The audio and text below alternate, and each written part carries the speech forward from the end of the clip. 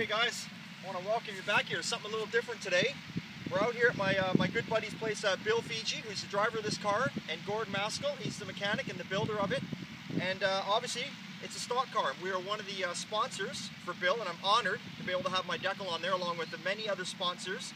And it's kind of cool. It's old school to me. Stock car racing, it's old school. You don't see much of it anymore. I'm sure it's going out there strong, but in our little area, we've only got a small track, and it's up in Agassiz, BC. And I don't know what to tell you. They're up there racing. I believe they also race in Monroe, Washington, and maybe a couple other places. But let's bring the crew in, and we'll let you have a word with them. Come on in here, guys. Hi, Rick. Hey, good to see you. Good to see Thanks you. so much. So this is Bill. Here's Gord. Good to see you. So tell us, guys. Tell us about your car. What year car have we got here? What do we got going on? Well, what we have here, Rick, is a 1973 Ford Torino Fastback, and we rescued this car out of a scrapyard at Wozni, the Ford wrecker, and it was sitting on top of a scrap heap, getting ready to be crushed. And we found it and rescued it.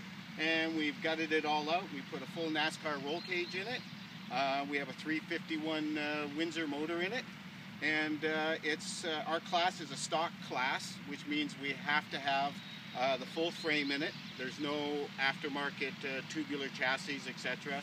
The motor has to have a stock motor in it, so there's no real fancy modifications. We have a 2-barrel carburetor. A certain weight. Certain weight? 3,200 pounds. Okay. And stock gears. With the driver inside. After the driver's in. With the driver in, all equipment and everything.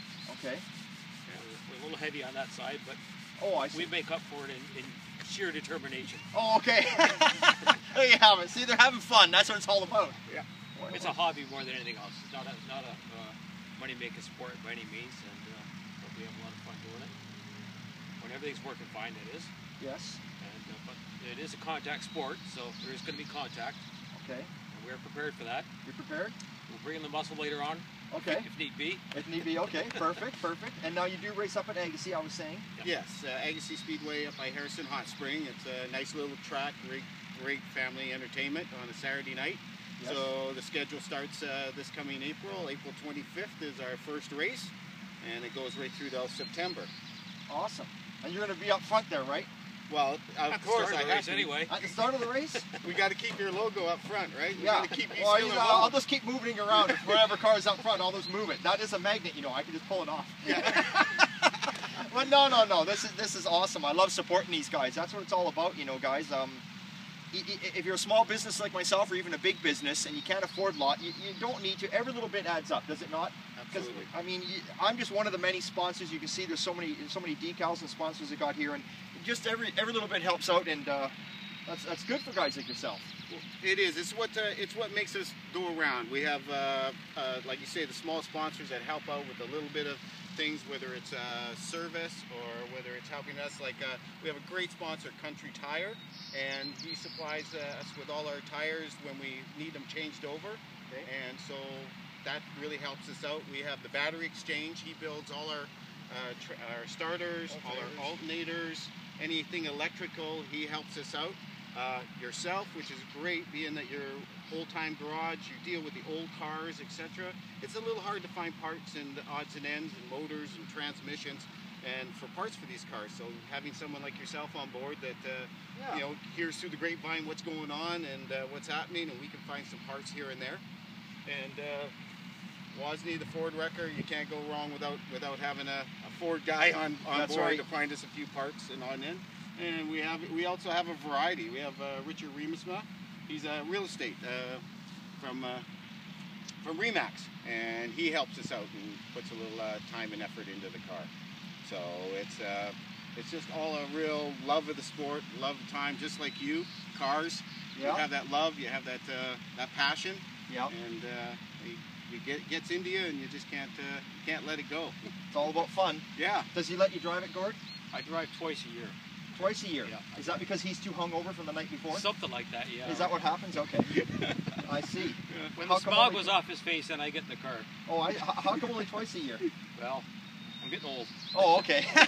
Oh, we're all getting old. Yeah. So, but like I say, with all the different modifications, obviously we've put a Thunderbird nose on the car. Okay. Which you were allowed to. You're allowed to have a rubber nose, and you're allowed a rubber back end. So we've done, Gord's done some incredible modifications and welding and etc. Yep. And then inside, as you can see, there's no luxury as far as radios or air conditioning, etc. It's bare minimum. Functional. Yes. How long you been doing this for? over 25 years. Wow. Involved. I Long actually bought my first car off of Gord. That's how I met him, and we got involved, and we've been friends ever since. And we've got this all going. And like I said, you promised me if you came and looked at it, you weren't going to make it lawn art, right? No, it's not lawn art. Okay. No, it goes fast, so we don't put fast and loud in the lawn. We put it on the street or on the track where it belongs, right? Right. No. Well, that's awesome. I met Bill here a few years back. I thought he was scoping my place out. I thought he was going to rob me. And I saw him. He was across the lane from me, and I was giving him dirty looks, and I had to go over there and check him out and see what was going on. And sure as hell, he's got a stock car in there he was building, and that's where the relationship began. And I asked him, how do I get a decal on the car? And he said, well, you want to sponsor us? So I try and help him out every year with a little bit of something.